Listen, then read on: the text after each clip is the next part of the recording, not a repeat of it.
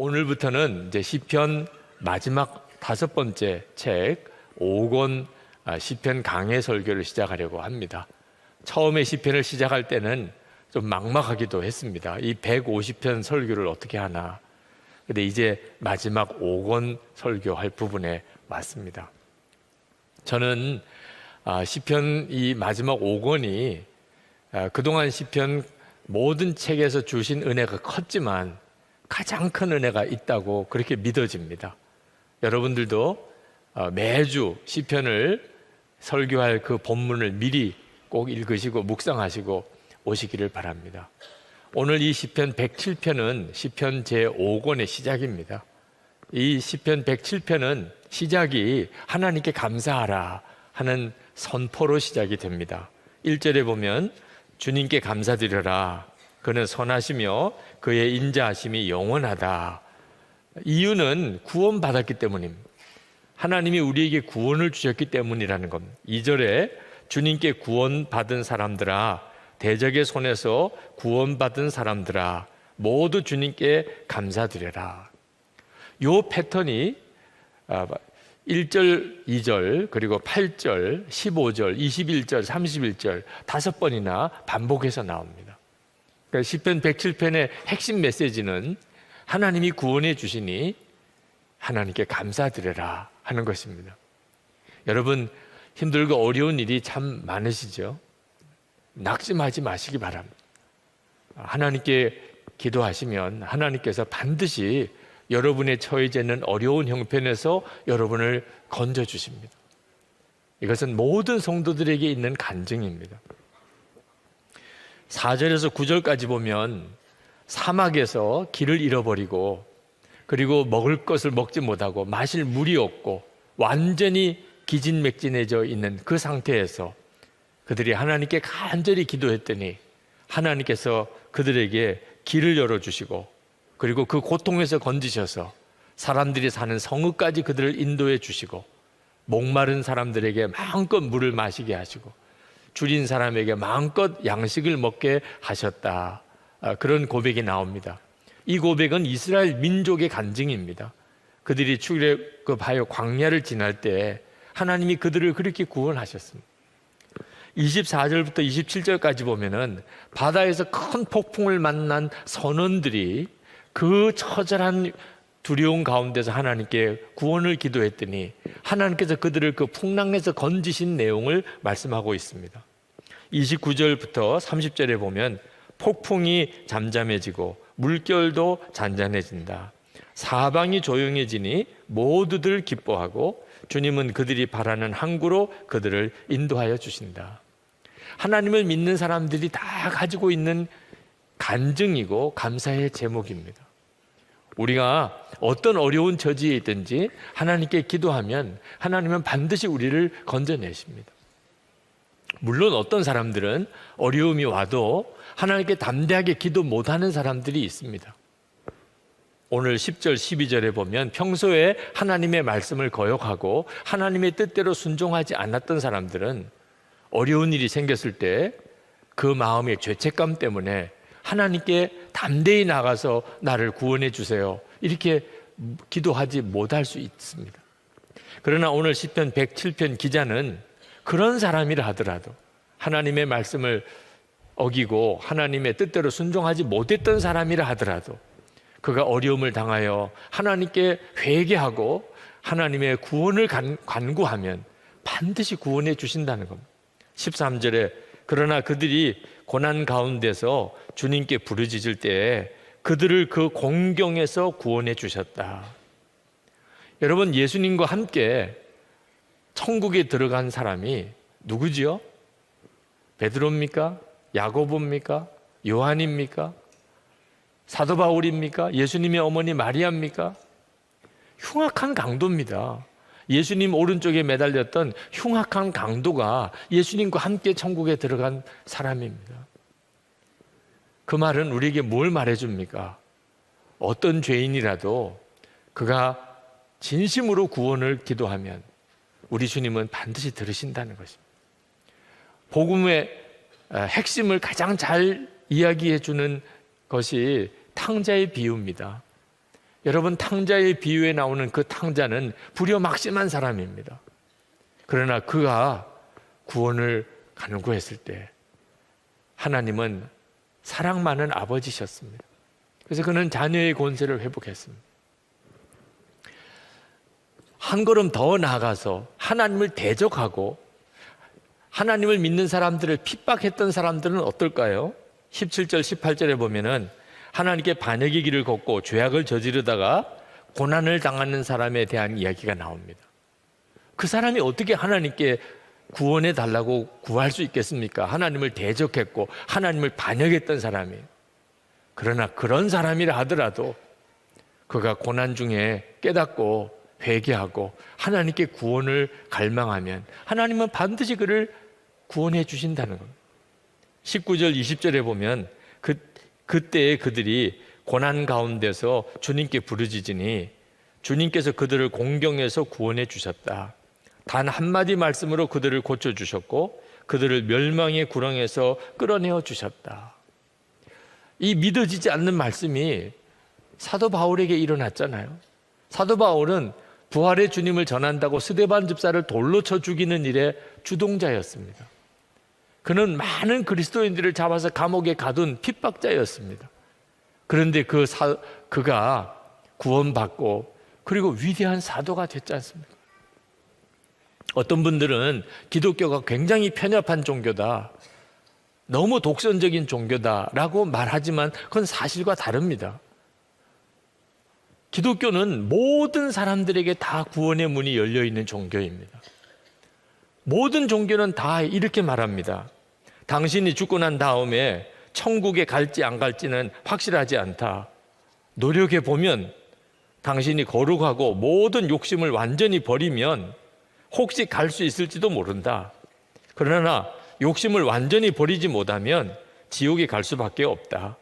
이 땅에서 잘 살았으면 죽은 후 남자로 돌아올 것이고 아니면 여자로, 그보다 못하면 짐승이나 곤충으로 다시 돌아올 것이다.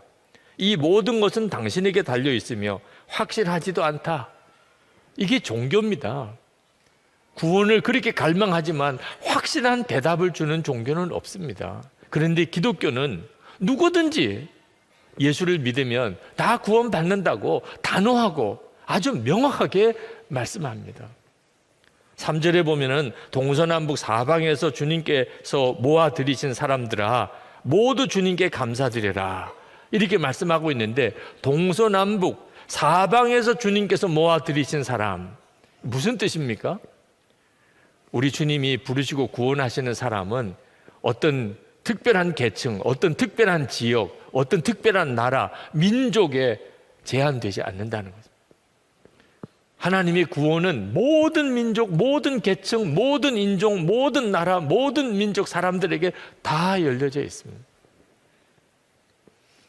오늘 이 시간에 이 자리에 있는 사람 중에 하나님의 나라에 들어가지 못할 사람 한 사람도 없습니다. 무당이어도 좋습니다. 인격 파탄자여도 좋습니다. 살인자여도 좋습니다. 구원에서 제외된 사람은 한 사람도 없습니다. 이것이 십자가의 복음입니다. 진심으로 내가 지옥에 갈 죄인이었음을 깨닫고 정말 회개하고 나를 구원하신 주님, 십자가에서 나 대신에 죽으신 예수님을 정말 믿으면 누구나 다 구원받을 수 있습니다. 로마서 1장 16절에 복음은 모든 믿는 자에게 구원을 주시는 하나님의 능력이 됨이라. 모든이라고 그랬습니다. 여러분 중에 정말 나 같은 자도 하나님께 구원을 기도하면 들어주실까? 그것 자체가 믿어지지 않는 사람이 있습니까? 아마 있으실 겁니다. 그래서 기도도 안 되는 분들이 있을 겁니다. 여러분, 절대로 두려워하지 마시기 바랍니다. 여러분이 어떤 사람이었든지 간에, 여러분이 무슨 일을 했든지 간에, 여러분이 하나님께 하나님 나를 구원해 주세요 라고 기도하면 하나님은 반드시 들으시고 응답하십니다. 무엇보다도 저 자신이 그 증인입니다. 저는 하나님의 말씀을 노골적으로 어기고 하나님이 기뻐하지 않는 일을 그렇게 했던 그런 사람은 아닙니다. 저는 하나님을 믿는 사람들을 핍박하고 교회를 박해하던 그런 죄를 지은 것도 없습니다. 그러나 저는 그 모든 사람들보다도 더 무서운 죄인이었습니다. 바리새적인 신앙을 가지고 있는 사람이었습니다. 저는 겉으로는 흠없고 모범생의 삶을 사는 것 같이 사람들에게 보이지만 속으로는 골수까지 젖어 있는 죄인입니다. 겉으로는 고개를 숙이고 아주 겸손한 것처럼 보이지만 속으로는 영적인 교만이 하루를 찌를 듯한 그런 사람이었습니다. 저 같은 유형의 사람은 정말 구원받기 어려운 사람입니다. 차라리 죄를 짓고 하나님을 핍박까지 했던 사람은 극적으로 회심하고 돌이킬 가능성이 있습니다. 그런데 저 같은 사람은 겉으로 난 하나님을 잘 믿는 사람이라고 스스로 생각하니, 나는 죄인이 아니라고 느껴지니 진정으로 복음 안에서 거듭나고 돌아서기가 어려운 사람. 그런데도 그런 저임에도 불구하고 하나님께서는 제 기도를 들어주셨습니다. 장애인이 될 수밖에 없는 그런 처절한 처지에서, 어느 교회에서도 저가 일할 수 없는 그런 상황에서 방황할 때 하나님께 간절히 저를 살려주시기를, 저를 건져주시기를, 저와 만나주시기를 기도할 때 주님은 응답하셨어요. 오늘 여기 계신 여러분 중에 진심으로 자기 자신이 죄인인 것을 정말 고백하고, 그리고 하나님께 구원을 기도하면 응답 못 받을 사람 한 사람도 없습니다. 그러나 여러분 주의할 것이 하나 있습니다. 여러분이 하나님께 구원을 기도하되 여러분이 처해져 있는 지금 현재의 고난, 여러분이 빠져 있는 풍랑과 기근과 시험 가운데서 여러분들이 건짐 받는 것만 관심 가지시면 안 됩니다. 여러분을 그 환난과 어려움과 고통 가운데서 여러분을 구원해 내실 하나님, 그 하나님을 주목해 보셔야 합니다. 성경에 두 부자 이야기가 나옵니다. 누가복음 18장, 19장에 두 부자가 나옵니다. 한 부자는 부자 관원입니다. 그는 예수님께 와서 영생을 구했던 관원입니다. 또 한 부자는 세리 삭개오입니다. 그런데 이 두 사람이 천국에 들어가는 데 있어서 확연하게 달라졌습니다. 부자 관원에게 있어서 천국 들어가는 것은 너무나 어려웠습니다. 그래서 그는 결국은 천국에 들어가지 못하고 예수님을 떠나갔습니다. 그런데 세리장 삭개오는 쉽게 천국에 들어갔습니다. 어떻게 이런 차이가 있는 거죠? 똑같은 부자였는데 구하는 것이 달랐기 때문입니다. 부자 관원은 예수님께 나와서 영생을 구했습니다. 그런데 삭개오는 그저 예수님 얼굴 한번 보기를 원했습니다. 무엇을 구하느냐고 하는 것이 엄청난 결과를 만든 겁니다.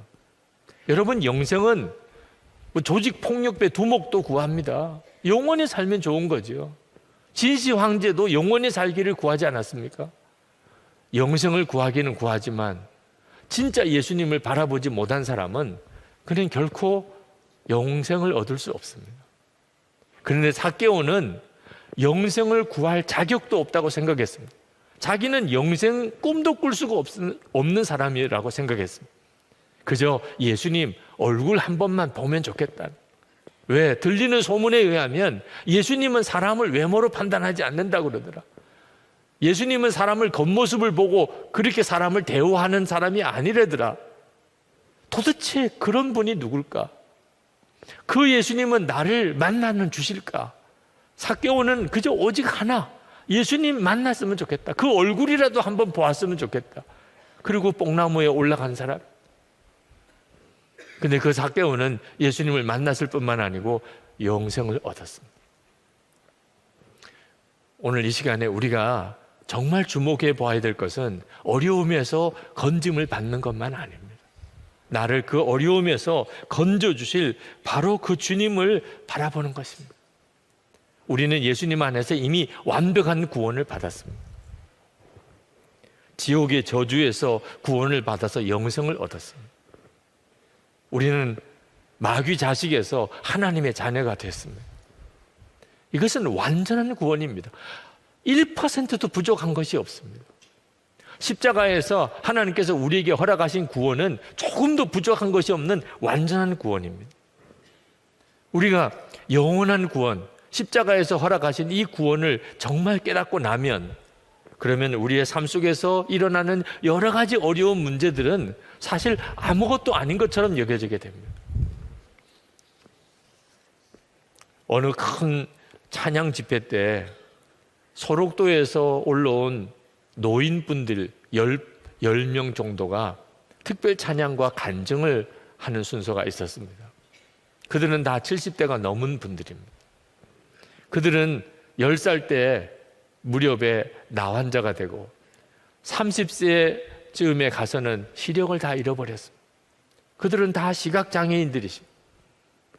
그분들이 그 찬양 집회 온 많은 회중들 앞에 나가서서 거기서 하나님께 감사의 고백과 찬양을 올려드렸습니다. 그 중에 한 분이 간증을 하셨는데 이렇게 시작을 했습니다. 하나님의 은혜가 너무 감사해서 이 자리에 섰습니다. 하나님의 은혜가 감사할 게 없는 사람들 같이 보인 사람들이, 그 찬양 집회 때 모인 그 회중들, 그들과 그 앞에 나가 있는 이 10명의 노인들을 비교하면 가장 초라하고 가장 불쌍한 사람들입니다. 그런데 그들이 가장 충만한 은혜를 받고 가장 뜨거운 감사를 하나님께 올려드렸습니다. 나병 때문에 부모 형제로부터 버림받았습니다. 모든 세상의 소망이 다 끊어졌습니다. 그런데 그들은 그 자리에서 그렇게 기뻐하고 감사했습니다. 이유는 예수님을 믿고 그들이 구원을 받았기 때문에 구원의 확신이 생겼습니다. 영원한 소망이 그들의 마음속에 임했습니다. 그러고 나니까 자기를 버린 부모, 형제, 그동안에 원망했던 것까지 다 회개하게 됐다고 했습니다. 영원한 천국을 보는 눈이 열리고 나니까 나병에 걸린 것도 감사하고 앞을 보지 못하게 된 것도 감사한다고 했습니다. 여러분, 정말 이 영원한 구원, 영생의 구원을 얻은 사람이 가지는 특징은 놀랍습니다. 그것은 감사입니다. 감사. 랜디 알콘, 행복이라고 하는 책을 쓴 랜디 알콘이 그의 책에서 자기 사무실에 걸려있는 사진 이야기를 했습니다. 토고, 아프리카 토고의 어느 부족민 마을에 예수 영화를 상영을 해 주었는데 그 예수 영화를 통해서 예수님에 대해서 처음 들었습니다. 근데 그들이 예수님이 십자가에 달려 못 박히시는 바로 그 장면을 보는 그 순간에 그들의 얼굴을 사진으로 찍은 것입니다. 예수님이 십자가에 못 박히시는 걸 보고 그들이 얼마나 얼굴에 충격과 그리고 분노가 일어나는지 아주 생생하게 그 얼굴에 잡혀 있었습니다. 그런데 더 놀라운 것은 그들의 눈에 눈물이 흐르고 있었다는 것입니다. 예수님의 십자가를 정말 바라보게 되면 우리 모두가 다 어떤 처지와 형편에 있든지 주님 앞에 무릎을 꿇고 그리고 울게 될 것입니다. 어려운 일을 만났다고 하나님 어쩌자고 저에게 이런 일이 일어납니까?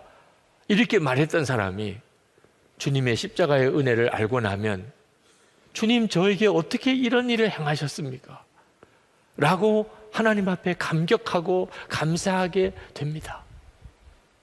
정말 십자가의 은혜를 깨닫고 나면 그 십자가에 나타난 하나님의 말할 수 없는 사랑을 정말 알고 나면 그러면 다 일어나서 춤을 추며 노래하며 외칠 것입니다. 우리가 용서받았어. 우리가 다 용서받았다고. 너 정말 이게 믿어져? 우리에게 허락하신 우리 주님의 십자가의 은혜는 정말 말할 수 없는 놀라운 은혜. 십자가에서 나타난 하나님의 그 큰 사랑, 도무지 더 어떻게 설명할 수 없는 그 놀라운 사랑을 정말 알고 나면 그러면 지금 내가 겪고 있는 여러 가지 힘들고 어려운 문제들, 그런 문제들은 다 아무것도 아니게 됩니다. 하나님이 나를 능히 건지실 것이 믿어지니까. 나를 영원한 지옥에서 하나님의 나라로 옮기신 하나님께서 지금 내가 겪고 있는 이런 여러 가지 자질구레한 어려움에서 나를 건지실 것은 너무나 당연한 일입니다. 로마서 8장 35절부터 39절까지 이렇게 말씀합니다. 누가 우리를 그리스도의 사랑에서 끊으리요? 환난이나 공고나 박해나 기근이나 적신이나 위험이나 칼이랴. 기록된 바 우리가 종일 주를 위하여 죽임을 당하게 되며 도살당할 양같이 여김을 받았나이다 함과 같으니라. 그러나 이 모든 일에 우리를 사랑하시는 이로 말미암아 우리가 넉넉히 이기느니라. 내가 확신하노니 사망이나 생명이나 천사들이나 권세자들이나 현재일이나 장래일이나 능력이나 높음이나 깊음이나 다른 어떤 피조물이라도 우리를 우리 주 그리스도 예수 안에 있는 하나님의 사랑에서 끊을 수 없으리라. 십자가에 나타난 하나님의 사랑을 이길 고난은 이 세상에 없습니다. 십자가에 나타난 그 하나님의 사랑을 이길 수 있는 핍박도 이 세상에 없습니다. 십자가에 나타난 하나님의 그 사랑을 이길 수 있는 어떤 시련 이 세상에 없습니다. 우리가 그 사랑을 소유한 사람, 이걸 깨닫고 나면 사람이 완전히 달라지게 됩니다. 제가 미국 집회 중에 달라스에서 첫 번째 교민 집회를 끝내고 그리고 그 참석했던 그 교민들과 인사를 이렇게 쭉 나누는데 맨 마지막에 어느 젊은 집사님 내외가 어린 아이와 함께 저를 기다리고 있더라고요. 그러면서 저에게 다가와서 아주 웃는 얼굴로 환한 얼굴로 저에게 인사를 하는 겁니다. 목사님 설교를 통해서 그동안 은혜를 많이 받았습니다. 오늘도 은혜 받았습니다. 그러면서 카드를 하나 저에게 주세요. 숙소에 돌아와서 그분의 카드를 읽는데 정말 마음에 감동이 오더라고요. 그분은 미국에 유학을 해서 박사학위를 하고 그리고 미국에 있는 대학에서 지금 교수가 되기 위한 그런 심사를 받고 있었다는 것입니다. 그동안에 제 설교를 들으면서 참 은혜는 받았지만 예수님만 바라보라, 주님과만 동행하라, 그 메시지에 대해서는 그렇게 마음에 와닿지 않더랍니다.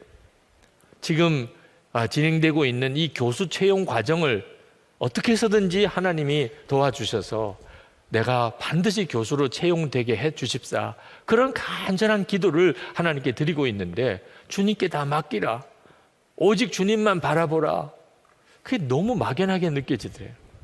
그는 여전히 하나님 저를 이 교수 채용되게 해 주셔야 됩니다. 이미 최종 단계까지 갔으니 거의 된 거나 마찬가지지만 여전히 마음엔 두려움이 있었답니다. 그는 큰 고생 없이 자랐기 때문에 고난을 당하는 것에 대해서는 너무너무 마음이 힘들고, 그리고 유학생활이 쉽지만 않았는데 빨리 유학생활이 좀 끝나서 이제 반듯하게 교수로서 미국에서 가르치는 일을 했으면 좋겠다, 그런 마음의 소원이 있었습니다. 주님께만 전적으로 맡기라, 주님만 바라보라, 그건 자기에게 있어서는 너무나 힘들게 느껴졌습니다. 그런데 결과적으로 교수 임용에 탈락을 했습니다. 그 소식을 듣는 바로 그 순간에 마음이 완전히 무너질 수밖에 없는 바로 그 순간에 갑자기 목사님의 설교가 이해되기 시작했다는 거예요. 주님이 함께 하심이 믿어지더라는 거예요. 주님이 함께 하시는 게 믿어지니까 우리를 낮추시고 줄이기 하실지라도 주님과 동행하면 그러면 충분한 거잖아? 그런 생각이 들더랍니다. 주님이 역사하시는 것을 기다리는 것 자체가 행복한 일이잖아? 그런 생각이 들더라는 것. 그러면서 오직 예수님 그분으로만 살 수 있다는 것이 믿어졌다는 거예요. 그러면서 목사님, 제가 교수 임용에는 내가 실패했지만 오히려 그것 때문에 진정으로 주님을 믿는 믿음을 얻었습니다. 그래서 목사님께 감사를 드립니다. 여러분, 힘들고 어려운 일이 있으신 분들 십자가를 한번 바라보십시오. 십자가의 예수님을 한번 바라보십시오. 그러면 분명히 깨닫게 될 겁니다. 우리는 이렇게 실패자로 끝날 인생이 아니라는, 하나님이 우리를 어떻게 구원해 주셨는데 당신의 독생자를 보내시고 예수님의 십자가에서 우리를 위해서 피까지 흘려주셨는데 우리가 우울하고 낙심하고 실패에 무너지고 그렇게 처절하게 우리 삶이 그렇게 끝나게 하나님이 계획하셨겠습니까? 우리를 어떻게 구원해 주셨는데? 주님의 십자가를 바라보면, 함께 하시는 예수님을 바라보면 우리는 절대로 실패로 끝날 인생이 아닙니다. 그 믿음에서부터 우리 마음속에 담대함이 생기는 것입니다. 오히려 고난과 역경 중에 내 마음속에서부터 감사가 일어납니다. 주님이 반드시 나를 회복시키실 것이 믿어지니까, 주님이 나를 구원하실 게 너무 분명하니까, 하나님의 나를 포기하실 리가 없으니까 하나님이 역사하실 때까지 얼마든지 기다릴 힘이 생기는 것입니다. 저는 오늘 이 설교를 준비하면서 오늘 이 말씀을 듣는 이들 중에 구원이 필요한 분들이 많다는 사실에 대한 주의 마음을 받았습니다. 오늘 이 시간에 여러분, 나는 구원이 필요해, 그런 마음이 있으신 분들 있으실 겁니다. 그게 영혼의 구원이든지 또는 여러분의 마음의 극심한 고통에서부터 건짐을 받는 것이든지, 여러분들의 현실적인 삶의 문제 속에서 여러분이 건짐을 받는 것이든지, 어떤 것이든지 간에 하나님, 저에게는 구원이 필요합니다. 하나님, 저를 구원해 주세요. 오늘 시편 107편은 어려움을 당한 모든 이들에게 호소합니다. 주님께 부르짖으라. 주님이 너를 구원해 주실 것이라. 그리고 감사하게 만드실 것이라. 여러분 중에 하나님 앞에 오늘 나를 구원해 주옵소서, 그렇게 마음으로부터 기도가 되시는 분들 자리에서 일어나시기 바랍니다. 하나님 앞에 우리 같이 기도합시다. 그냥 말씀만 듣고 갈 수는 없잖아요. 말씀이 진짜 하나님의 말씀이라면 이루어져야 하는 거죠. 우리가 예수 믿고 구원받은 하나님의 자녀인데, 하나님, 이 말씀이 저에게 이루어지기 원합니다. 하나님 앞에 부르짖을 일에 있어서는 어떤 자격도 필요 없다고 하셨잖아요. 누구든지 하나님이 구원자이심을 믿고 자기 죄를 회개하고 주님, 나를 구원해 주옵소서 하면 주님은 구원하신다고 하셨지 않습니까? 이 시간에 주님께 간구합니다. 하나님의 구원을 갈망합니다. 주님, 응답해 주옵소서. 우리 다 같이 주여 한번 부르짖고 기도하겠습니다. 우리가 주 예수님을 믿는 것은 우리의 모든 염려와 근심을 주님께서 다 맡아주시기 때문에 그렇습니다. 여러분이 예수님을 믿고도 여전히 근심과 염려가 있다면 그것은 여러분이 가지고 있는 문제가 아주 크거나 어렵기 때문이 아닙니다. 여러분이 진짜 예수님이 믿어지지 않고 있기 때문에 그렇습니다. 저는 오늘 이 시간 여러분 앞에서 설교하는 것이 꼭 전도 집회 설교하는 기분입니다. 우리의 염려와 근심을 정말 맡아주시는 예수 그리스도를 소개하려고 하는 마음입니다. 이 시편 115편은 이스라엘 백성이 아주 힘들고 어려운 문제 속에 마음을 잡지 못하고 방황할 때, 그때 하나님만 의지하라 하고 외치는 그 시편 기자의 기도입니다. 9절부터 11절까지 3번이나 반복해서 똑같은 외침을 합니다. 이스라엘아, 주님을 의지하여라. 주님은 도움이 되어 주시고 방패가 되어 주신다. 저는 이 말씀이 오늘 우리에게 정말 실제가 되었으면 합니다. 저희 딸에게 만약에 마지막 한마디를 남겨주라고 한다면 저는 하나님만 의지하라고 하는 말씀을 남기고 갈 것 같습니다. 그것은 저에게 있어서 그보다 더 중요한 교훈은 없기 때문에, 제가 실제로 살아오는 동안 하나님만 의지하는 것 외에는 정말 가치 있는 것도 실제로 우리에게 힘이 되는 것도 없기 때문에 그렇습니다. 시편 기자가 이렇게 외친 것은 그가 하나님만 바라보고 있었기 때문에 그렇습니다. 그는 1절에서 모든 영광을 주님의 이름에만 돌리기를 그렇게 기도하고 있습니다. 주님, 영광을 우리에게 돌리지 마십시오. 우리에게 돌리지 마시고 오직 주님의 이름에만 영광을 돌리십시오. 우리가 하나님을 바라보면 누구나 다 이렇게 기도할 겁니다. 영광은 오직 주님께만 돌리십시오. 그런데 사람들이 하나님이 보이지 않으니까 사람에게 또 자기 자신에게 영광을 돌리는 겁니다. 사람 때문에 된 일인 줄 알고, 자기 자신이 잘해서 된 일인 줄 알고, 영광을 하나님께 돌리지 아니하고 사람에게, 자기 자신에게 돌리는 것은 정말 두려운 일입니다. 어떤 사람들은 자기가 실패한 것이 자기의 무능 때문인 줄로 아는 사람이 있습니다. 어떤 사람은 자기가 유능해서 성공한 줄 아는 사람도 있습니다. 이건 정말 두려운 일입니다.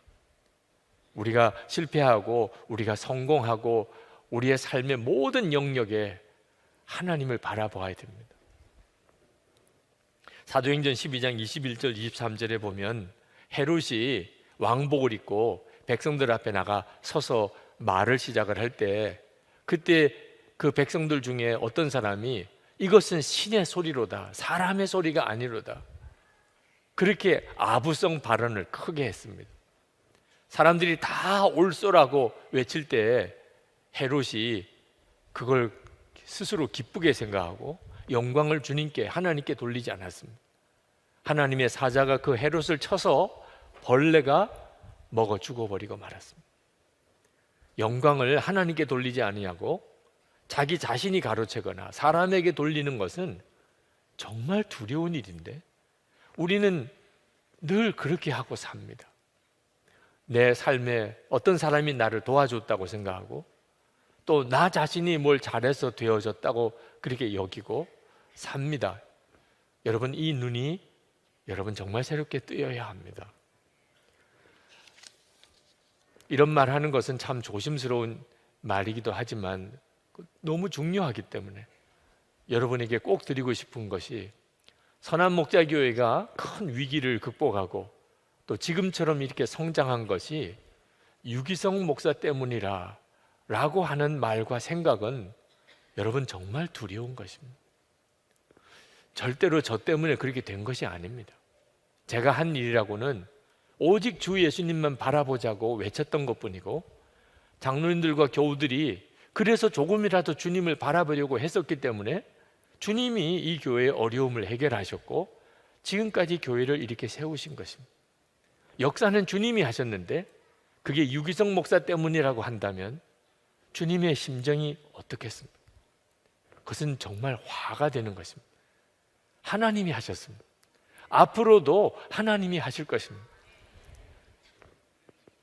하나님께서 하나님의 택하신 사람을 통하여 계속해서 하나님의 일을 행하실 텐데 우리가 그 주님을 바라보면 우리는 앞으로 하나님이 더 놀랍고도 풍성한 은혜로 역사하시는 것을 우리가 보게 될 것입니다. 시편 기자가 정말 마음이 원통하고 애통해합니다. 그것은 세상 사람들이 너희 하나님이 어디 있느냐, 너희가 믿는 하나님이 어디 있느냐고 조롱하기 때문에 그렇습니다. 2절 말씀에 보면 어찌하여 이방 나라들이 그들의 하나님이 어디 있느냐 하고 말하게 하겠습니까? 그래서 시편 기자는 아주 크게 외칩니다. 3절에 우리 하나님은 하늘에 계셔서 하고자 하시면 어떤 일이든지 이루신다.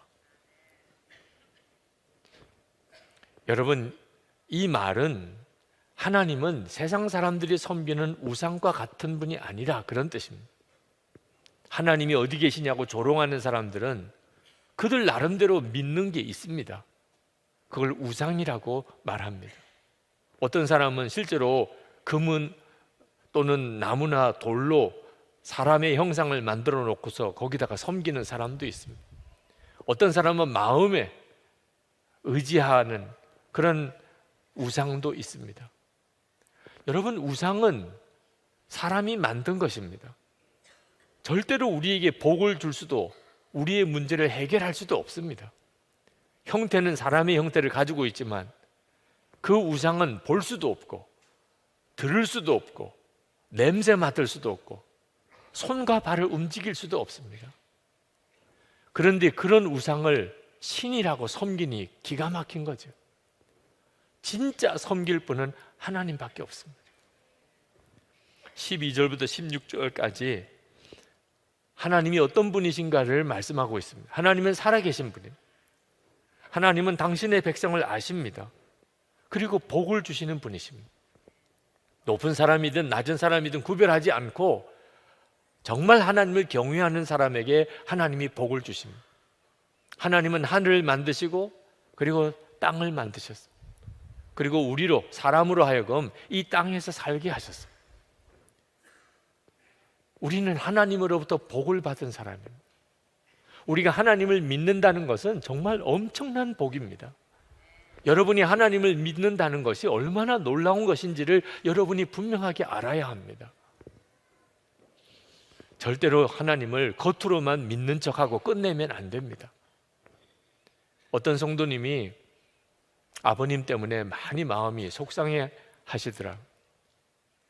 72살 되신 아버님, 교회도 다니시고 또 집사의 직분도 가지고 계신데 병원에서 폐암 말기 진단을 받으셨어요.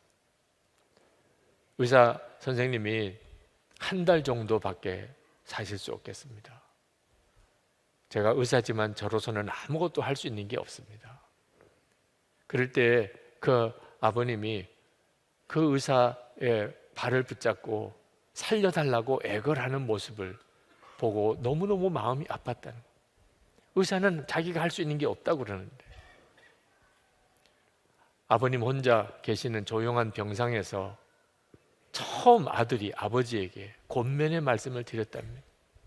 아버님, 지난 72년의 생애를 하나님의 은혜로 사셨습니다. 하나님께서 아버님과 함께 하셨고 그동안에 건강하셨지 않습니까? 이제 폐암 말기라 의사도 어떻게 손을 쓸 수가 없답니다. 지금 방사선 치료나 항암 치료하기도 어렵답니다. 아버님, 이제는 진짜 하나님을 의지해야 될 때가 된 것 같습니다. 이제 진짜 하나님께 기도하고 하나님을 의지합시다. 아무 말씀을 하지 않고 듣기만 하시더래요. 여러분, 하나님을 의지하는 믿음이 여러분에게 있습니까? 어떤 처지와 형편이 오더라도 나는 하나님을 믿어.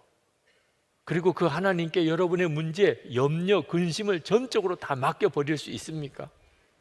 그 믿음이 있어야 하는 것입니다. 우리가 하나님 외에 의지하는 것은 대단히 두려운 일입니다. 여러분, 절벽에 난간이 이렇게 있는데 기댈 수 있는 힘이 없는 난간이어서 누가 거기다가 기대는 바람에 그 난간이 쓰러져서 절벽에 떨어졌다면 저는 그것은 너무나 많은 사람들이 지금 이 세상을 살아가는 모습이라고 생각합니다.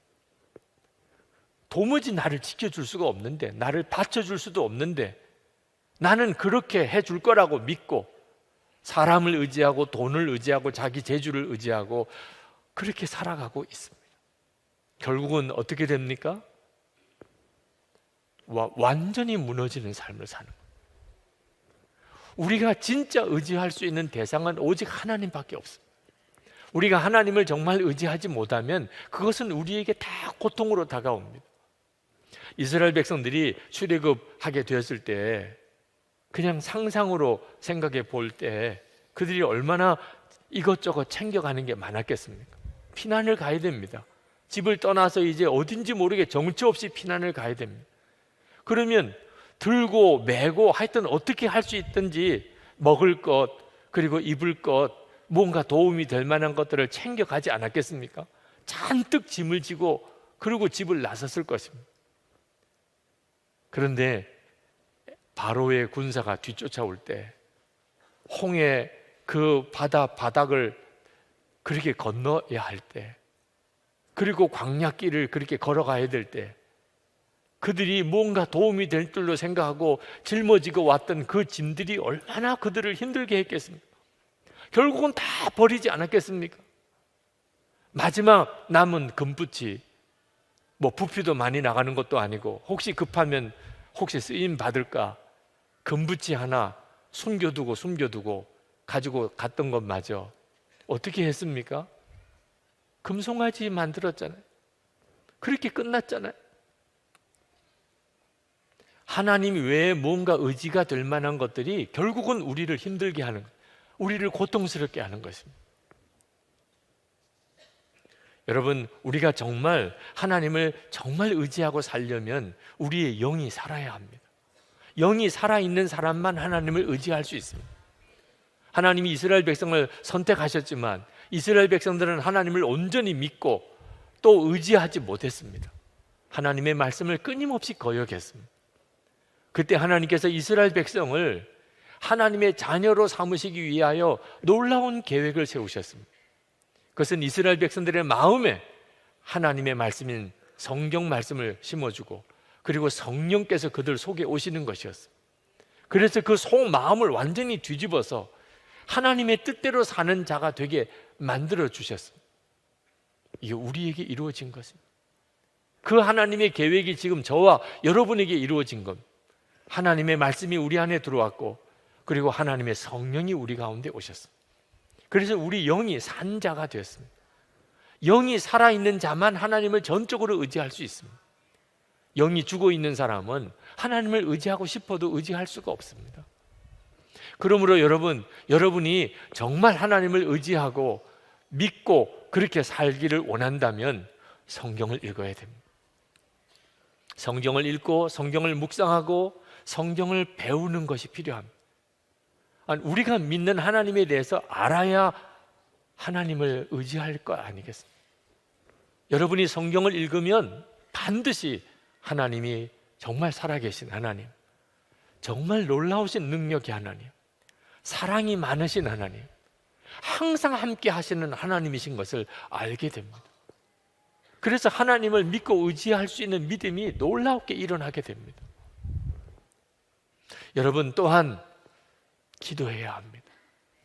기도가 우리 영이 힘을 얻는 방법입니다.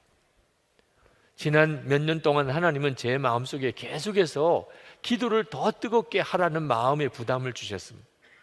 나름대로 그렇게 해보려고 애를 썼지만 하나님의 마음에 드시는 것 같지가 않았습니다. 근데 최근에 하나님께서 저에게 아주 구체적으로 매일 1시간 이상 기도하고 기도하는 운동을 하라고 하는 마음을 주셨습니다. 여러 가지 사인으로 주셨습니다. 성도들의 형편을 하나님께서 눈으로 열어 보여주셨습니다. 죽은 것은 아니지만 힘이 하나도 없는 정말 중환자와 같은 그런 너무너무 영적으로 연약한 모습들인 것을 보여주셨습니다. 너무나 마음이 애통했습니다. 그때 하나님이 주신 말씀이 1시 동안도 깨어 있을 수 없더냐. 하나님 1시간 기도하는 일에 대하여 제가 이제는 더 이상 뒤로 미루지 않겠습니다. 이번 금요 성령 집회 때부터 1시간 기도 운동에 대한 말씀을 전하면서 1시간 기도 운동을 하려고 합니다. 온 교우들에게 부탁드립니다. 한 사람이 매일 1시간씩 기도하는, 어쩌다가 한 번 그렇게 하는 게 아니고 매일 1시간, 반드시 1시간 이상은 기도한다면 그 인생은 완전히 달라집니다. 여러분 한번 상상해 보십시오. 선한목자교회 모든 성도들이 매일 1시간 이상씩 기도한다면 도대체 무슨 일이 일어나겠습니까? 그 일을 시작하자는 겁니다. 이번 금요 성령 집회 때 오셔서 한번 함께 그 일을 같이 시작해 가면 좋겠습니다. 꼭 1시간 이상 기도하실 분만 오시기 바랍니다. 기도 안 할 분들은 괜히 분위기만 흐리니까 안 오셔도 됩니다. 여러분 기도하되 반드시 기도 일기를 써보시기 바랍니다. 여러분이 정확하게 기도했던 내용이 무엇인지 여러분 스스로가 알게 되고 하나님은 도대체 어떻게 응답하시는지 여러분이 보게 됩니다. 그래서 기도의 힘을 더욱 얻게 됩니다. 그리고 하나님이 말씀하시면 무조건 순종하는 겁니다. 하나님만 의지한다는 것은 그런 뜻입니다. 하나님이 하라 하시면 무조건 아멘입니다. 하나님이 하지 말라 그러셔도 무조건 아멘입니다. 여러분이 그렇게 하시면서 그 다음에는 하나님의 역사가 최선임을 믿는 것입니다. 하나님의 말씀을 붙잡았고 그리고 하나님께 매일 1시간 이상 기도했고 그리고 하나님의 말씀에 내가 순종했다면 하나님은 반드시 역사하십니다. 내 마음에 들지 않는 일이 일어난다 할지라도 그건 하나님이 하시는 최선이다. 오히려 믿고 감사하며 하나님을 찬양하는 것입니다. 우리가 진정으로 하나님을 믿고 신뢰하는 것은 찬양으로 드러납니다. 17절, 18절에 이렇게 말씀했습니다. 죽은 사람은 주님을 찬양하지 못한다. 침묵의 세계로 내려간 사람은 어느 누구도 주님을 찬양하지 못한다. 그러나 우리는 이제부터 영원까지 주님을 찬양할 것이다. 할렐루야. 하나님을 전적으로 의지하는 사람의 특징이 찬양입니다. 그의 삶 속에 어찌 찬양할 만한 일만 일어나겠습니까? 그러나 하나님을 전적으로 의지하는 사람은 내가 하나님을 의지하는 중에 일어난 모든 일은 다 하나님의 역사다. 그렇게 믿을 수 있는 믿음이 생기게 되는 거예요. 그리고 찬양의 기적이 그 삶 속에 일어나는 것입니다. 어제 은천 장학교에 장학금 수여식이 있었습니다. 장학생들을 다 불러서 장학금 증서를 전달하고, 그리고 하나님이 주시는 마음들, 소감을 서로 나누는 시간에 참 도전을 많이 받았습니다. 어느 신대원생의 아버지가 목사님이신데 장학금을 수령하러 오셨습니다.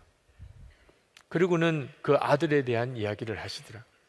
그 목사님은 목회가 많이 어렵고 늦게서야 아내와 두 아이, 네 가족만 함께 교회를 개척을 했습니다. 그러니 얼마나 힘들었겠습니까? 목회에 대한 실패와 좌절감으로 힘들어하는 때에 대학을 졸업한 아들이 아버지를 좀 만나자고 하더래요. 만났습니다.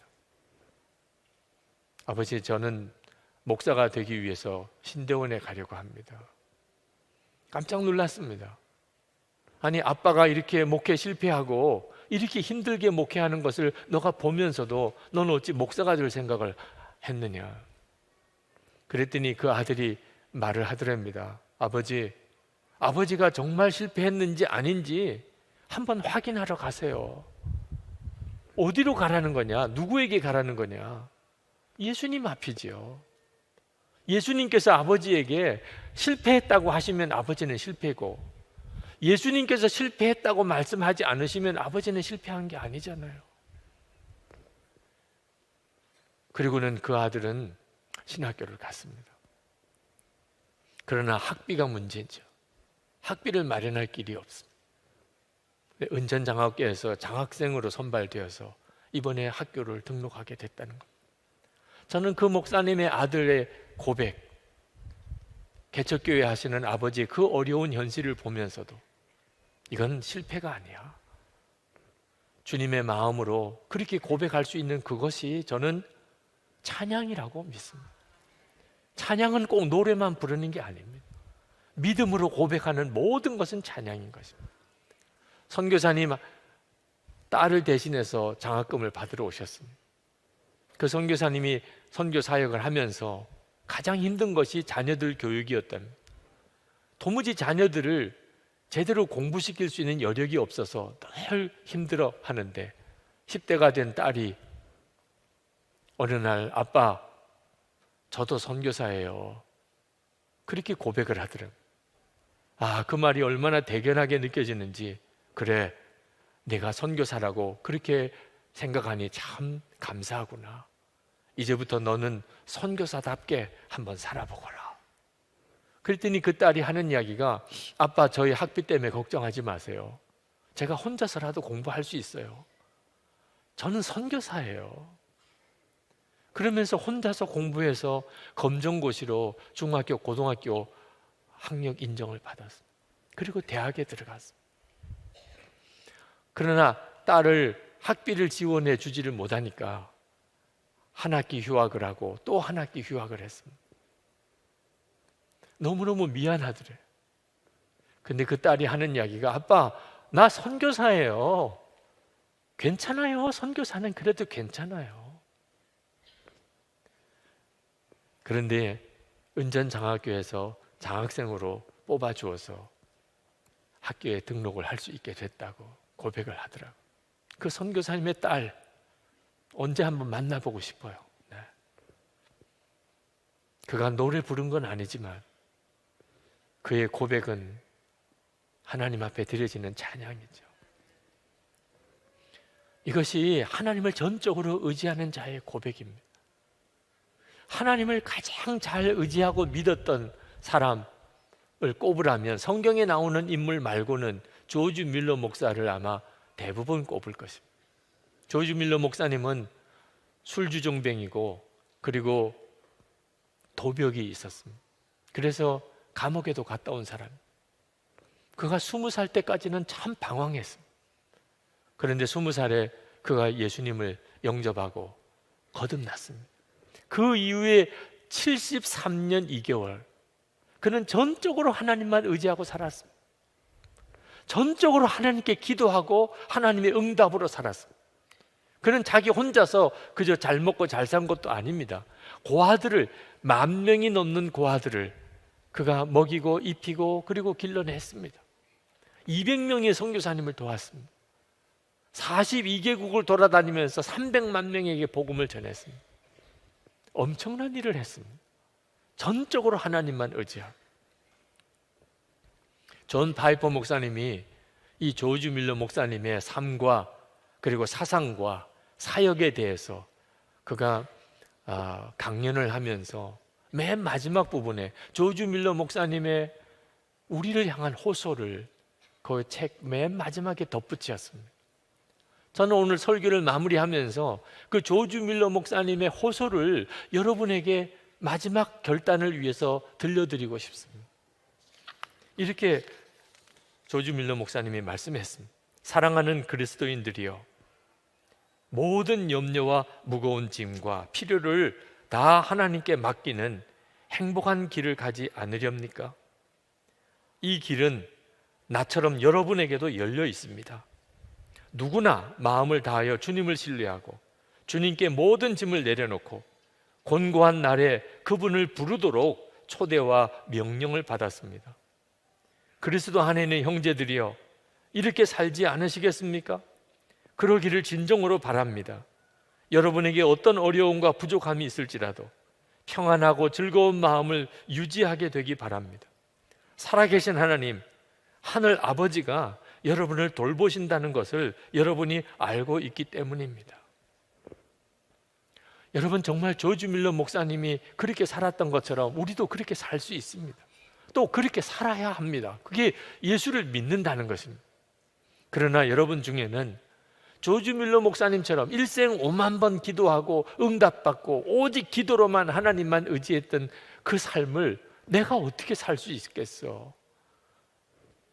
마음이 답답하고 자신이 없는 분들이 상당히 많이 있으실 겁니다. 근데 여러분, 왜 그런 마음이 드는지 아십니까? 여러분이 하나님을 제대로 의지하며 살아본 경험이 부족하기 때문에 그렇습니다. 만약에 이 시간 여러분에게 여기 나와서 악기를 연주하라고 하면 악기 연주할 줄 모르는 사람은 아마 거의 멘붕 상태가 될 겁니다. 만약에 여러분에게 요리를 하라고 하는데 한 번도 요리를 해본 사람이 없는 사람이라면 아마 그는 너무너무 난감할 것입니다. 여러분이 영어를 잘 하지 못하는데 영어 통역을 하라고 만약에 시킨다면 아마 다 정신이 하나도 없게 될 것입니다. 왜 그렇습니까? 안 해봤기 때문에 그런 겁니다.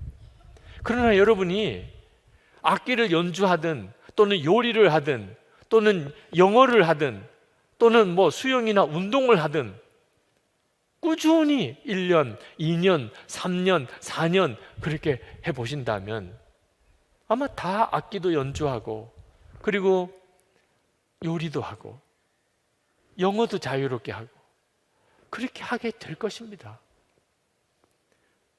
우리가 무슨 일이든지 계속해서 집중하여 그렇게 하면 누구나 다 그 분야의 전문가가 됩니다.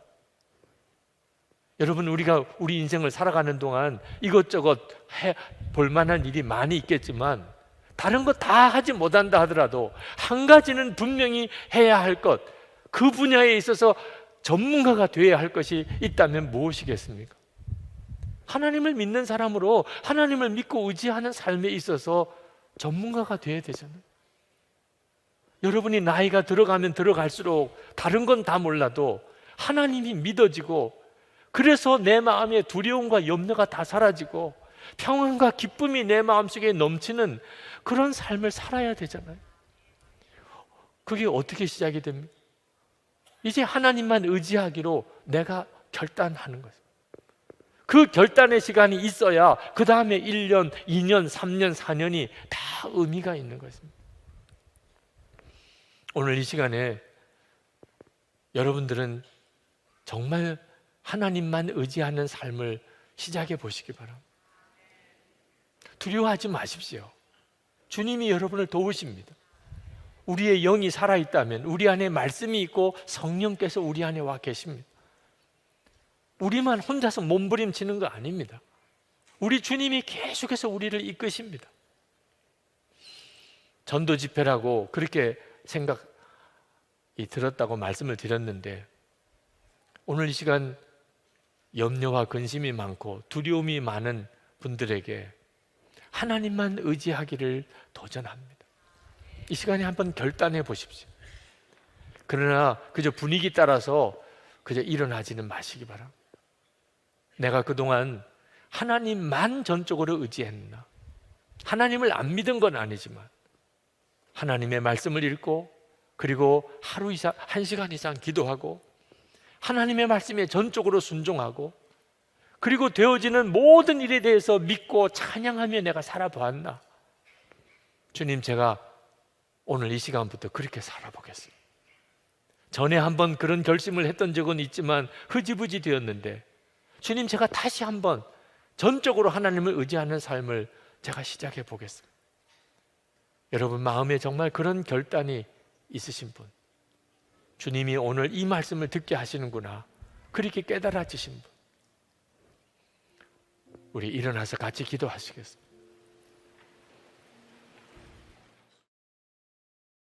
이 시편 127편 말씀으로 오늘 하나님이 우리에게 주신 특별한 은혜를 받기를 원합니다. 하나님이 제 마음속에 주시는 이 말씀에 대한 간절함이 참 큽니다. 저는 오늘 이 시간 여러분 모두가 다 하나님이 주시는 평안과 기쁨과 그리고 행복을 누리게 되기를 축복합니다. 하나님은 우리에게 평안을 주시고 기쁨을 주시고 사랑을 주시고 우리를 행복하게 해주시는 분이십니다. 그런데 하나님만 우리 가운데 역사하는 게 아니고 마귀가 또 역사합니다. 마귀는 끊임없이 우리 마음에 두려움과 염려와 미움과 분노와 좌절을 우리 가운데 심어주면서 우리의 삶을 망가뜨리려고 합니다. 여러분 잘 분별해야 됩니다. 여러분의 마음과 생각이 근원이 있습니다. 주님이 주시는 것이 있고 마귀가 주는 것이 있습니다. 이걸 분별을 못하면 마귀가 주는 마음을 품고 그리고 비참하게 살게 됩니다. 우리는 마귀가 우리 마음속에 심어주는 생각을 이길 재간이 없습니다. 우리에게는. 그러나 하나님은, 하나님을 사랑하는 자, 그 마음을 하나님은 지키실 수 있습니다. 그래서 하나님이 기쁨도 그리고 평안도 사랑도 우리 가운데 주시는 겁니다. 그래서 하나님을 믿지 못하는 사람은 참 불쌍한 사람입니다. 그들이 세상을 어떻게 살아갈까 걱정도 됩니다. 시편 127편 1절 2절을 보면 하나님이 세우지 않으면 집을 세우는 것이 다 헛되고 하나님이 지켜주지 않으면 성을 지키는 것이 다 헛되다고 말하고 있습니다. 하나님이 하시는 겁니다. 사람이 일찍 일어나고 늦게 눕고 그리고 뭔가 돈을 벌어먹기 위해서 수고하고 애쓰는 일이 많지만 나중에 다 보면 그게 다 허사입니다. 노력한다고 고생했다고 잘 사는 게 아니잖아요. 하나님이 하시는 겁니다. 하나님께서 우리에게 주실 것을 주시고 세우시고 지키시는 겁니다. 그러니까 우리가 반드시 하나님을 전적으로 의지하고 주님을 의뢰하고 살아야 합니다.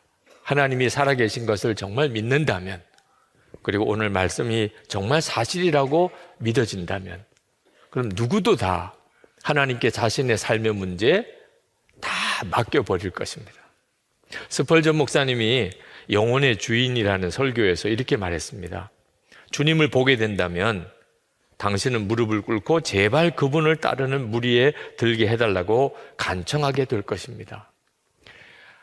하나님을 위해서 헌신하는 것에 대해서 부담스럽게 생각하는 사람들이 많습니다. 이유는 하나님을 만나지 못했기 때문에 그렇습니다. 하나님을 만나고 그분이 어떤 분인지 알게 되면 하나님의 쓰시는 그 무리 속에 들어가기를 갈망하게 됩니다. 그 은혜의 눈이 여러분에게 열리기를 축복합니다. 우리는 애초에 만들어지기를, 창조되기를 하나님을 전적으로 믿고 하나님께 모든 문제를 맡기고 그렇게 살도록 만들어졌습니다.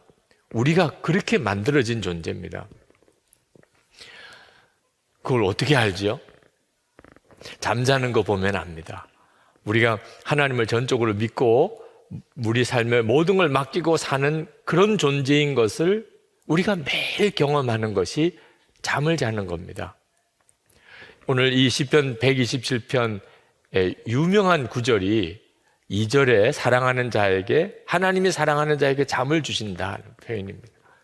근데 이 정확한 표현은 오늘 세번역으로 읽으셔서 보시겠다시피 하나님이 잠을 주신다는 게 아니고 잠을 자는 동안에도 복을 주신다는 것입니다. 그러니까 오늘 이 시간에 여러분이 예배드리고 설교 듣는데 잠이 오는 것을 하나님이 사랑하신다고 주장하면 안 됩니다. 아유, 하나님이 나를 사랑하시나 봐요. 이렇게 잠을 주시는 거 보니. 아닙니다. 하나님이 여러분에게 말씀하시려는 것은 우리가 자야 될 시간에 잘 때도 하나님이 우리에게 복을 주신다는 겁니다. 여러분, 우리는 정말 잠을 많이 잡니다. 하루에 적어도 3분의 1은 잡니다. 평생을 생각하면 우리가 살아가는 동안에 사실 잠을 엄청나게 많이 잡니다. 3분의 1은 그냥 자는 겁니다. 하나님이 그렇게 만드셨습니다. 자는 동안에 아무것도 못 하잖아요. 생각도 마음대로 못 하잖아요. 완전한 무방비 상태. 내가 할 수 있는 것은 아무것도 없이 그냥 잠만 자는. 그러니 한편으로는 걱정도 됩니다. 노력하고 애써서 사는 줄로 아는 사람들은 잠자는 게 아까운 겁니다. 그런데 여러분, 우리가 잠자는 동안에 해는 뜨고 또 달도 뜨고 하루가 지나가고 세상은 변함없이 다 돌아갑니다. 하나님이 다 하십니다. 우리 자신도 그렇습니다. 우리는 그냥 자는 것뿐인데 우리 몸이 자는 동안에 회복이 되어서 그 다음날 하루를 살아갈 힘을 회복하잖아요. 제일 많이 자는 존재가 갓난아기입니다. 거의 하루에 18시간도 잡니다. 그런데 그렇게 자면서 그 아이들이 자랍니다. 자는 동안에 자라게 만드신 거죠. 어린아이만 아닙니다. 우리 자신이 매일 하나님을 믿고 하나님께 다 맡기고 그냥 잠만 자는 삶을 우리가 살아가는 겁니다. 이창호 박사님 바디 바이블이라는 책에서 잠은 하나님께서 당신의 품에 우리가 안기라고 우리를 품어주는 시간이라고 그랬습니다. 우리가 자는 시간은 하나님 아버지의 품에 안기는 겁니다. 이제 내게 와서 쉬라. 모든 문제 다 내게 맡기고 푹 자거라. 우리가 잘 때마다 하나님은 우리를 그렇게 초청하시는 겁니다. 그러니 여러분, 정말 우리는 하나님을 정말 믿고 맡기고 살도록 만들어진 존재잖아요. 여러분이 그 사실을 분명히 명심해야 합니다. 우리가 하나님을 정말 믿고 주님께 문제를 다 맡기고 살면 그 다음 짜증날 일, 우울할 일, 염려, 근심, 조급할 일 없어집니다. 한동대학교 초대 총장이었던 김영길 박사님이 고생 많이 하셨습니다. 한동대학을 설립하는 과정에서 겪었던 어려움은 정말 상상이 안 될 정도입니다. 하루는 얼마나 모욕적인 그런 일을 겪으셨는지 저 사람 저러다가 죽을 수도 있다. 너무 마음에 충격이 되고 그리고 스트레스가 쌓이는 일이라 어떻게 견딜까. 그런 참 어려운 일을 겪은 날 그 아내 되시는 김영애 권사님이 이러다 남편 정말 죽는 거 아니야? 이런 걱정이 되는데 정작 그 김영길 총장님은 집에 오셔서 저녁을 아주 잘 드시더래요. 그리고 주무시는데 금방 숙면을 하시더래요. 너무 감사하더랍니다. 이렇게 잘 드시고 잘 주무시니 너무 감사하다. 그러면서도 정말 이해도 안 되고 믿어지지도 않아요. 어떻게 그럴 수 있는지. 그래서 그 다음날 아침에 물었대요. 여보, 당신 어제 그런 일을 겪고도 어떻게 그렇게 깊이 잠을 잘 주무실 수 있느냐, 마음에 상처도 안 되느냐. 그랬더니 김영길 총장님이 대답을 아주 간단하게 대답하셨대요. 죽었는데 뭐, 죽은 사람이 마음에 상처받고 죽은 사람이 뭐 화내는 거 봤어. 예수를 믿어도 진짜 믿고 나면 나는 죽고 이제는 예수님으로 산다. 진짜 주님을 믿고 그리고 내 삶은 완전히 주님께 다 맡겨버리고 나면 세상에서 가장 강한 사람이다. 네. 가장 놀라운 삶을 살아갑니다. 2절 말씀에 보면 일찍 일어나고 늦게 눕는 것, 먹고 살려고 애써 수고하는 모든 일이 헛된 일이다. 사람들이 왜 잠을 잘 못 자고 그렇게 어려워하는가? 하나님이 믿어지지 않아서 그런, 하나님께 문제가 맡겨지지 않으니까 그런 겁니다. 가난하고 또 힘든 사람들만 잠을 못 자는 게 아닙니다. 뭐 먹고 사는 거 전혀 걱정이 없을 만한 것 같은 사람도 잠을 못 잡니다. 자면은 손해라고 생각, 자면은 진다고 생각. 어떻든지 잠을 줄이는 거예요. 공부하는 학생들 더 공부하고 또 학위를 하려고 하여튼 잠을 최대한 줄입니다. 돈 버는 것도 어지간히 돈 버는 재미가 들고 나면 자는 게 아깝습니다. 어떻든지 안 자고 돈을 더 벌려고 합니다.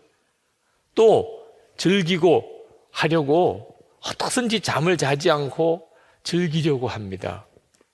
그러다가 정말 온 국민이 수면 부족입니다. 그것 때문에 우리가 치러야 될 대가가 엄청나게 큽니다. 여러 가지 우리 일하는 현장에서 일의 효율성이 떨어지죠. 잠이 제대로 자지 못하면. 의료비도 증가해요. 잠자지 못해서 병드는 일이 많습니다. 온갖 사고들이 벌어집니다. 졸음운전으로 일어난 사고들 소식을 계속 듣잖아요. 쥐를 실험을 했는데 잠을 재우지 않고 자꾸 수면 시간을 줄였더니 거의 미치고 그리고 죽어버리더라고요. 잠을 자지 않는다는 것은 믿음이 없어서 그런 것입니다. 하나님이 믿어지지 않으니까 잠자는 시간이 두렵고 아깝다는 거죠. 그런데 하나님을 정말 믿고 나면 잠자는 시간은 매일 내가 경험하는 정말 가장 놀라운 은혜의 시간.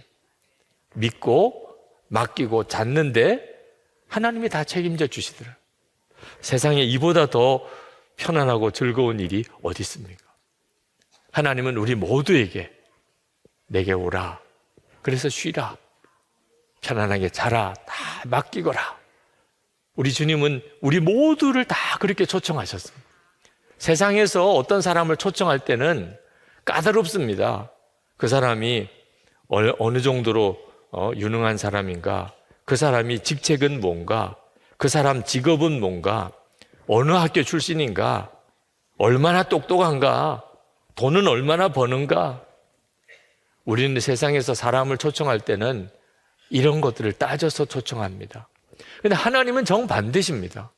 하나님은 오히려 아무것도 할 수 없는 사람, 완전히 무방패 상태인 사람, 세상에서 무능하다고 손가락질 받는 사람, 세상 사람들이 다 버린 것 같은 사람, 그런 사람도 다 오라 하십니다.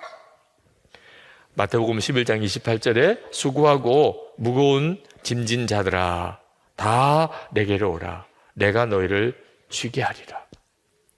하나님이 초청하는 사람은 수고하고 무거운 짐을 진 사람입니다. 여러분 중에 나는 정말 수고하고 무거운 짐이 있어. 하나님이 여러분을 초청하고 계시는 겁니다. 주님은 우리에게 쉬게 해주시겠다고 약속하셨습니다. 그런데 이 쉼은 두 가지가 있는데 하나는 구원의 잠, 구원의 쉼입니다. 이 구원의 쉼은 영원한 쉼이고 그리고 이미 우리 가운데 다 이루어졌고 우리는 그냥 믿기만 하면 됩니다. 예수님을 믿으면 우리는 영생을 얻었습니다. 열심히 노력해서 앞으로 구원을 얻을 사람이 아닙니다. 우리는 이미 구원을 받아 누리는 사람. 우리가 할 일은 감사하고 찬송하기만 하면 됩니다. 그 구원의 쉼을 우리 모두가 다 받았어요. 또 하나의 쉼이 있습니다. 그것은 일상의 삶 속에서 누리는 쉼입니다.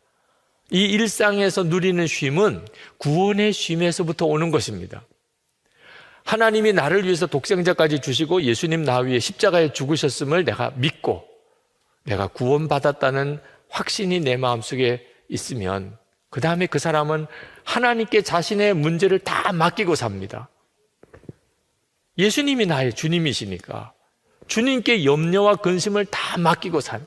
그럴 때 우리가 일상의 삶 속에서도 진정한 쉼을 누리게 되는 겁니다. 그런데 분명히 예수를 믿고 구원을 받으신 것은 분명한 것 같은데 일상의 삶의 쉼을 누리지 못하는 사람들이 있습니다. 누가 그렇죠? 맡기지 못하는 겁니다. 하나님께 자신의 염려, 근심의 짐을 맡기지 못하는 거예요. 하나님께 맡기지 못하면 하나님도 그에게 일상의 쉼을 주실 수가 없습니다. 어떤 분들은 그런 말씀을 하십니다. 염려하지 마라, 다 맡기라 하시는데 그게 더 어렵다는 거예요. 염려하지 않는 게 염려하는 것보다 더 어렵다는.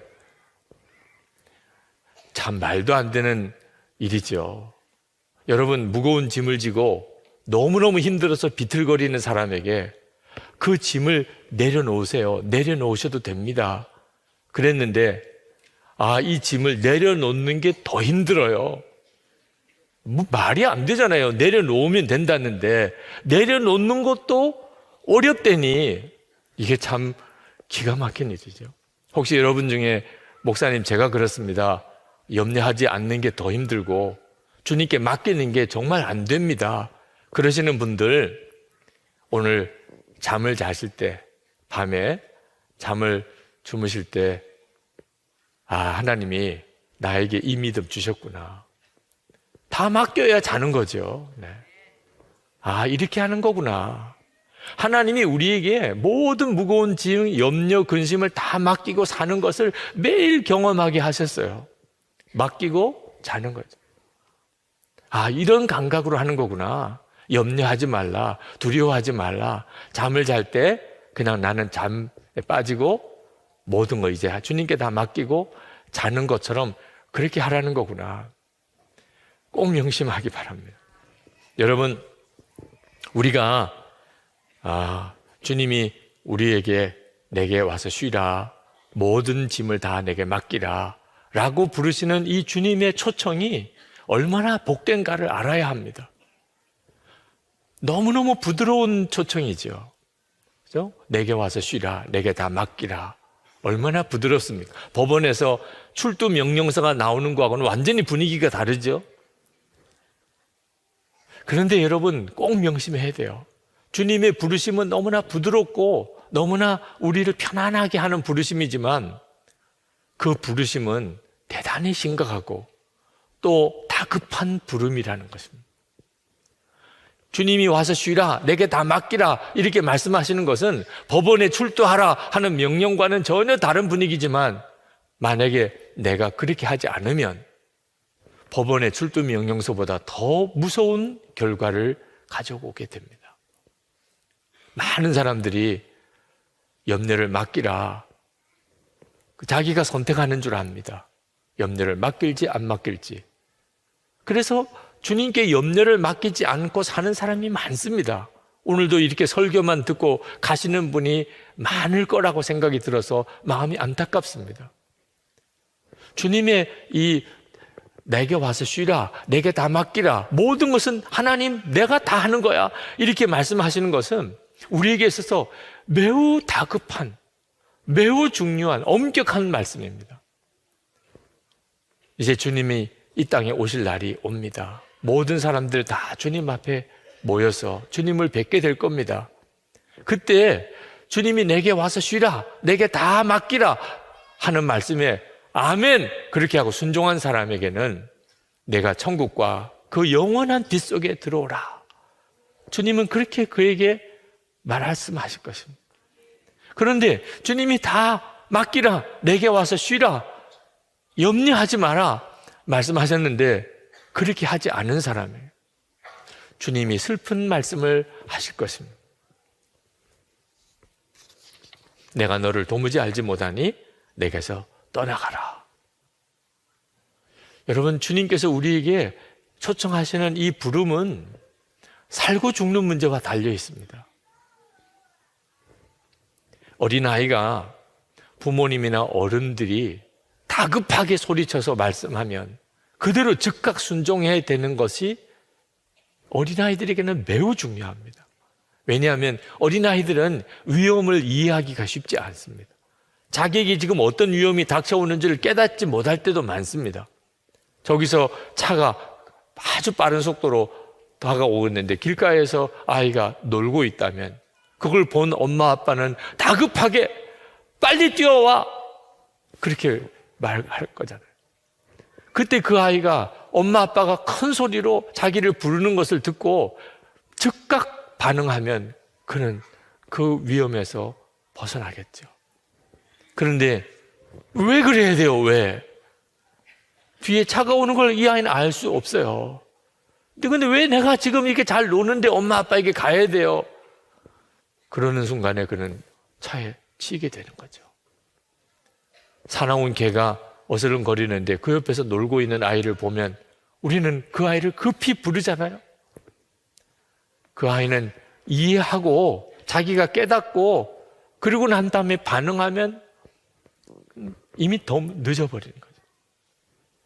근데 여러분, 어린아이만 그렇습니까? 어른이 되신 여러분들은 여러분에게 닥치는 위험을 여러분은 다 이해하십니까? 하나님만이 아십니다. 지금 우리가 어떤 어려움 속에 있는지, 어떤 위기 가운데 있는지 우리는 전혀 깨닫지 못할 때가 있습니다. 그런데 하나님께서 우리에게 말씀하시는 거예요. 내게 와서 쉬라. 내게 모든 염려를 다 맡기라. 그리고 너는 그냥 편안하게 잠을 자. 부드러운 부르심이지만 그 표현은 우리가 정말 파멸로 들어가는, 우리의 삶 전체가 망가지는 그런 위기 가운데 우리를 건져내시려고 다급하게 우리를 부르시는 부름입니다. 주님께 귀를 기울이고 주의 말씀을 항상 들으려고 하는 마음이 있는 사람에게만 깨달아지는 거예요. 저는 이 설교를 준비하면서 베드로전서 5장 7절 말씀, 염려를 주께 맡겨버리라. 이 말씀이 얼마나 다급하고 강하고 그리고 너무너무 안타까워 사시는 말씀인가. 그 느낌이 이전에는 경험해 보지 못할 정도의 강도로 왔어요. 염려를 주께 맡겨버리라. 오늘 이 시간에도 그렇게 주의 말씀을 들을 분들이 있으세요. 왜? 염려가 그를 죽이고 있으니까. 하나님이 믿어지지 않으니까 염려하고 있는 겁니다. 염려를 붙잡고 있다는 것은 하나님을 안 믿는 거예요. 그게 그 사람의 인생을 망가뜨리는 겁니다. 어려움이 그 사람의 인생을 망가뜨리는 게 아니고 염려가 그를 망가뜨리는 거예요. 염려하면 하나님이 역사할 수가 없어요. 문제를 주님께 맡기지 않으면 주님이 우리의 삶에 간섭하실 수가 없어요. 그래서 주님이 말씀하시는 거예요. 염려를 주께 맡겨버리라.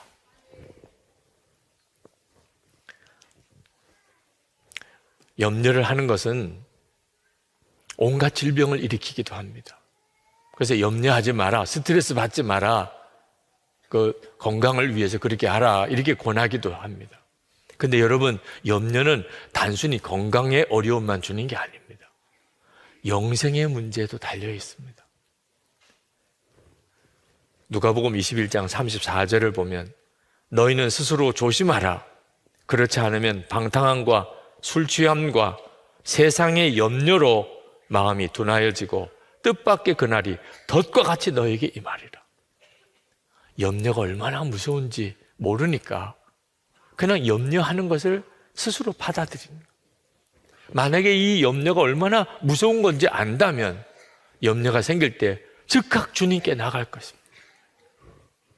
빌리 그레이엄 목사님이 내 모습 이대로에서 이렇게 말했습니다. 40년 전 스케줄을 돌아보고 내가 엄청나게 많은 일을 했다는 사실에 깜짝 놀랐다. 그 모든 약속이 정말 필요했을까? 받아들일 일과 거절해야 할 일을 분별 있게 판단했는지 나는 잘 모르겠다. 나는 가족과 매일 함께 하지 못했다. 하나님께 가까이 나아가 그리스도의 형상을 좀 더 닮아가는 영적 성숙을 위한 시간을 더 가졌어야 했다. 나 자신만을 위해서가 아니라 다른 사람을 위해 더 많이 기도했어야 했다. 빌리 그리함 같은 목사님도 인생을 살고 노년에 가서 돌아보니까 내가 꼭 해야 될 일을 한 건가? 하기는 너무나 많은 일을 했는데 사실 내가 더 힘써야 되는 것은 주님 앞에 더 다가가는 것, 그리고 더 많이 기도하는 것이 아니었을까? 여러분, 이 후회가 빌리 그리함 목사님만의 후회입니까? 여러분은 지금까지 살아온 인생을 한번 돌아보십시오. 얼마나 소중한 인생인데 얼마나 쓸데없는 일에 많은 시간을 낭비했습니까? 주님께서 내게 오라, 다 맡기라, 편안하게 잠을 자라 하신 말씀은 아무것도 하지 말라는 뜻이 아닙니다. 주님과 함께 하자는, 우리가 겪고 있는 모든 일이 다 주님과 함께 하자. 주님과 함께 하는 것이 쉼입니다. 주님이 나와 함께 하신다는 게 믿어지는 게 쉼이라니까. 그러면 우리에게 부딪히는 모든 일들이 다 즐거운 일이 됩니다. 기대가 됩니다. 하나님의 역사에 대해서 바라보게 됩니다. 인생 전체가 달라지게 되는 거예요. 저는 나이가 드는 것이 이제 좀 두려워지는 때가 됐습니다. 한 해 한 해, 올해도 이렇게 한 해가 지나가고 또 한 살 나이가 들 때가 됐는데 이제는 그 일이 가슴에 이렇게 두려움이 되는 일도 많습니다. 염려도 하나 둘 이렇게 생기게 됩니다. 그래서 마음에 하나님 앞에 결심을 한 것이 있습니다. 하나님, 제가 염려하지 않겠습니다. 걱정하는 것을 포기합니다. 그렇게 결단했어요. 왜? 자꾸 염려와 근심거리가 저를 갉아먹는 것을 알았기 때문에. 하나님을 믿지만 어디서부터인지 계속 염려와 근심거리가 생기는 거예요. 하나님, 저 이제 염려 안 하겠습니다. 결단을 해야 된다는 걸 알았어요. 여러분, 염려할 일이 없으니까 염려가 안 되는 적은 없습니다. 염려거리는 앞으로 계속 많이 늘어날 겁니다. 중요한 것은 여러분이 결단했느냐 하는 거예요. 염려하지 않기로, 정말 염려하지 않기로 결단했는. 저는 오직 하나만을 위해서 힘쓰기로 했습니다. 어떻게 살까, 뭘 먹을까 다 염려 안 하고 오직 하나, 항상 주님 바라보고 그리고 기도하고 주님께서 말씀하시면 순종하고 그것을 매일 기록해보고 그거 하나만 하기로 했어요. 계속 제 마음속에 두려움이 오는지 염려가 내 자리에 자리 잡았는지, 그래서 그날 그것을 정리하고 또 정리하는 것을 제가 하기로 결심을 했습니다. 저는 밤에 잘 때마다 하나님 앞에 제 삶 전체를 주님께 맡기는 시간을 갖습니다. 하나님, 잡니다. 주님께 다 맡깁니다. 그리고 자는데 얼마나 마음이 참 편안해지는지, 이게 하나님을 믿는 거구나. 여러분, 자리에 누워서 하나님께 다 맡깁니다. 정말 주님 사랑합니다. 저와 함께 계셔서 너무 감사합니다. 그리고 이렇게 잠을 주무셔 보세요. 이것이 하나님을 믿는 거구나 느껴집니다. 저는 잠을 잘 못 자게 되는 중요한 원인 중에 하나가 설교 준비 때문에 그랬어요. 특히 토요일 밤은 저에게 있어서는 정말 악몽과 같은 날. 주일에 설교 들으러 많은 분들이 사모함으로 오시는데 제가 그들에게 말씀을 잘 전할 수 있을까?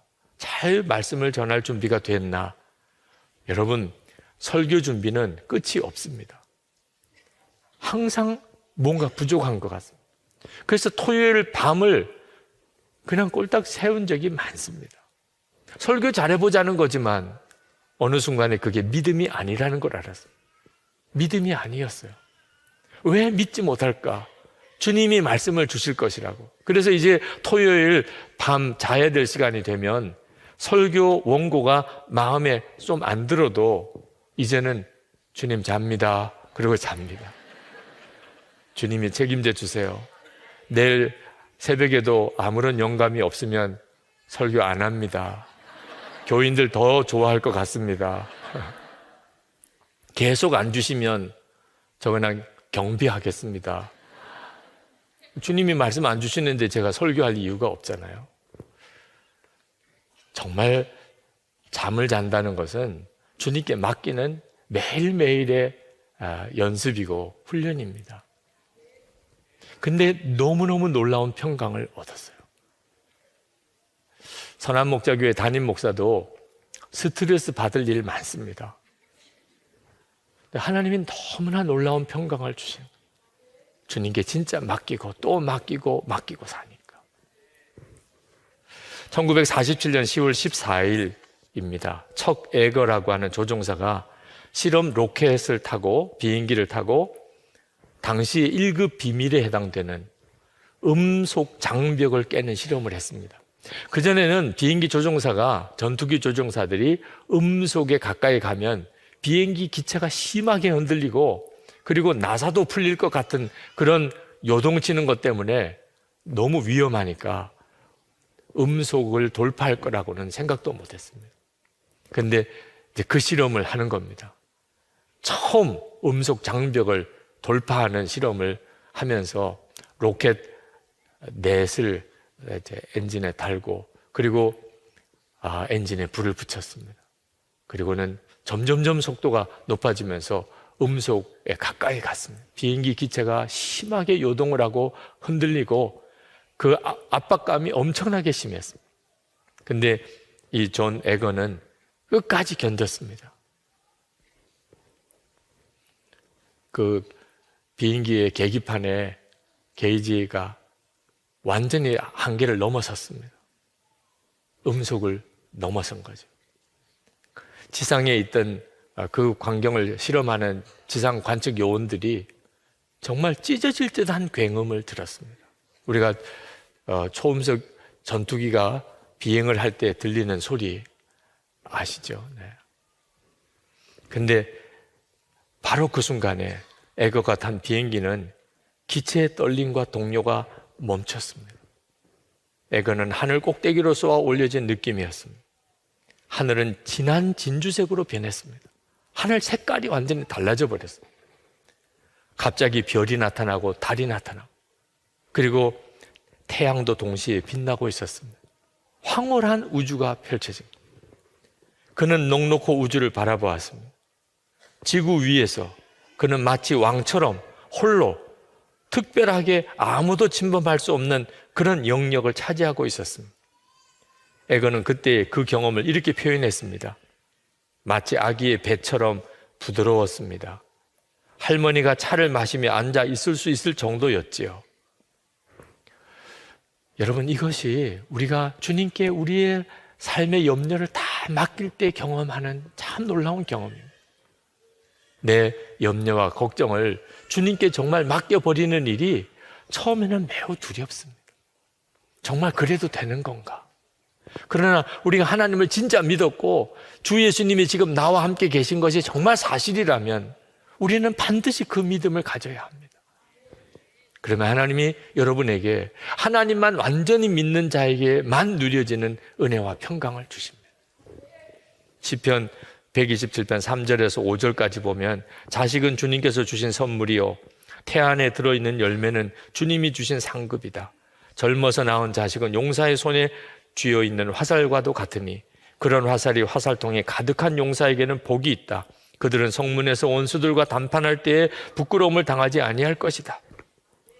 이 말씀은 요즘 시대에 우리가 읽으면 너무 시대에 안 맞는 말씀입니다. 요즘 젊은 부부들 아기 안 낳으려고 합니다. 이건 사회적인 심각한 문제를 지금 가지고 오고 있습니다. 이유가 뭐죠? 애 낳아서 기를 자신이 없다. 이제는 자녀 낳아서 기를 수 있는 게 너무 희생이 크다. 오늘 말씀하고는 완전히 반대지요. 하나님을 진짜 믿고 맡기지 못할 때 이제 자식도 낳을 수가 없어. 그로 인한 우리 미래는 정말 끔찍한 거죠. 하나님을 정말 믿고 우리의 생사화복을 주장하시는 분이 진짜 하나님을 믿게 될 때 자녀는 정말 복 중에 복입니다. 이게 얼마나 큰 차이가 있습니까? 우리가 하나님을 정말 믿고 완전히 주님께 맡겼을 때 우리 가정에 얼마나 놀라운 하나님의 역사가 일어나는지 다음 주일에 말씀을 드리겠습니다. 시편 128편에 한 가지 분명한 것은 지금 이 시간에 하나님은 우리에게 모든 사람에게 다 초청하신다. 내게로 오라. 편히 쉬라. 모든 것 다 맡기라. 우리가 그걸 아멘으로 받으면 하나님은 정말 살아계시고 우리의 삶을 온전히 지키시는 것을 경험하게 됩니다.